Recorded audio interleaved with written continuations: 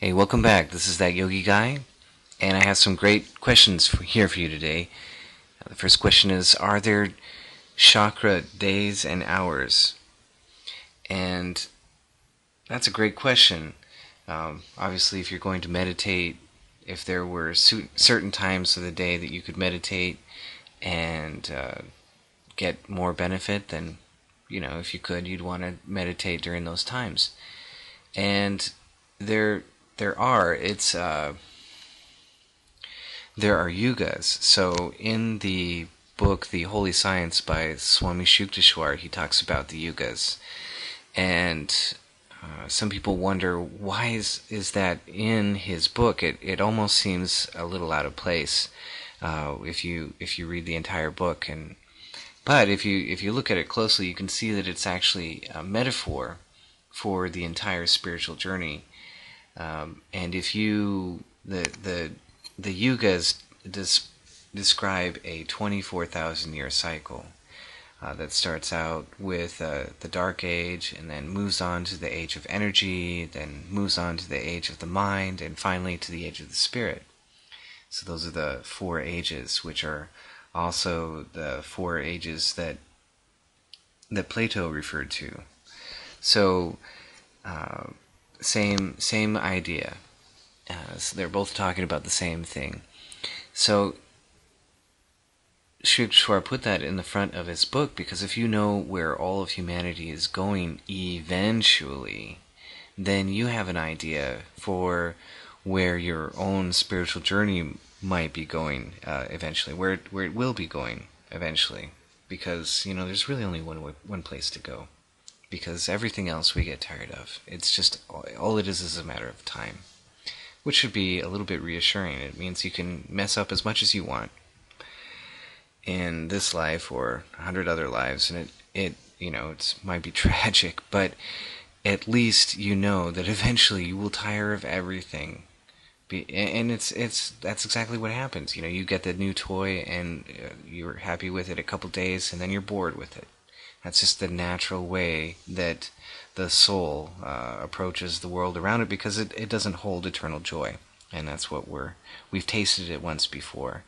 And we're ruined. We'll never be happy with anything less than eternal, unending, ever new joy. We're ruined. So, in a very good way.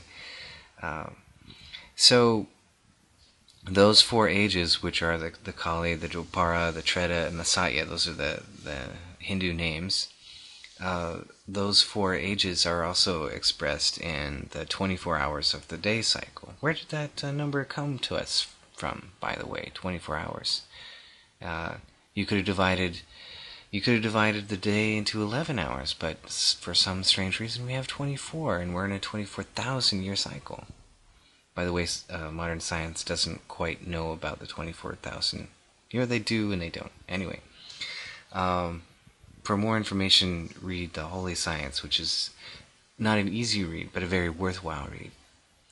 And for your question, there are yugas of the day, or it's a very small mini representation. It's mirrored in every day, and when the sun is the brightest is the time when the day, the worldly day, is the strongest, and the night, where everything disappears, so the middle of the night is the most spiritual time of the day. Of course, how often are you going to stay up till 1 a.m. to meditate? So, if you meditate when you wake up, and perhaps when you go to bed, or if you can only do it once a day, maybe pick one of those times, then you're closest to those times, and that's a good time to meditate. So I hope that answers your question. That's there. You might read other books about chakra hours and something like that, but I don't know if I would trust it. It kind of sounds made up, but there are definitely yugas, so you can read up all about that. And if you want another source, read Plato. Okay, here's another question. Are the breath states reciprocal? I see where you're going with that. A better word would be reflexive or reflective. So if you're at a certain point inside, if you're contacting, you're not in the spine yet, you're just contacting. If you're contacting a certain point in your spine, then the breath state will reflect that change in your energy. It happens automatically, right? So if you imagine, you've got a body, and behind that body is the energy that's inside of it, which is expressed physically in the central nervous system, and the nerves and the kinetic energy that transfers between those nerves. So we have a physical representation of all of that, right? So imagine yourself, you've got this physical body, and behind that you've got this energy. Well, if you were to shut off the energy, everything would stop. Nothing would work anymore. So, therefore, you could postulate that everything that happens in the body is a result of the energy, or has at its underlying cause, the energy, right? If you could massively change the energy in any part of the body, then you would have a resulting change in the physical body, right? So we're going to postulate that. So if you look at it that way, you can see that as soon as you contact a different center in the spine, you're going to have a reflective or reflexive change in the physiology of the body. And that's what you're accomplishing with the breath states. That's what you're learning. And the paired question with this was, would you induce the breath states? Well, no, you wouldn't. You just use pranayama. That's how it works. You just use the pranayama technique, and that technique changes your energy, changes your consciousness. And then you check the breath states. So there's no need to induce them. You just do the pranayama. You do the work. The pranayama is the work.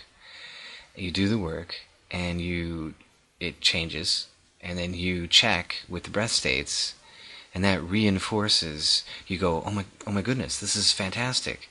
Pranayama actually works. I'm getting results, and I can track it. I can even chart it if I want. So, the idea of inducing comes from Brother Bhaktivedanta in the teachings that I study. Brother Bhaktivedanta, he said that if you have a deep experience in meditation, that you could, when you sit down again to meditate, you could remember that deep state that you were in, and therefore induce that state, begin to induce that state. So it's an easy way to slip back into a deep meditation, which is a great technique, great way to think about it. And you can do that with the stages of sense reversal. If you've experienced a stage that I talk about, you can read up about it and get an idea of what they are, and then when they begin to happen, then you can begin to recognize them. Once you have experienced them a little bit, then you can practice inducing them. But first you have to have a good idea of what they are. The trick is getting there. And just keep in mind, when you're with the idea of getting there, that you can't really figure out all this stuff, all this yoga stuff, right? What you do is you figure out the path.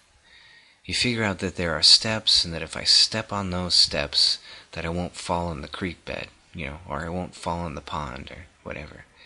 And then you use those steps. You run them like a program. You run them over and over again, and then you see what the program produces.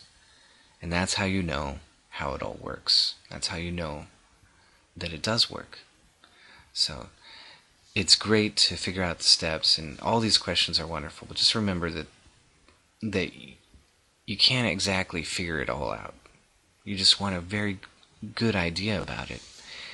You want an idea about that path, about the program that you're going to run, and then you run the program, and then you see what happens. And that's the beauty of it. That's the beauty of yoga. Thank you very much for your questions. Please send me more. I love all the questions, and I love helping you guys. You take care.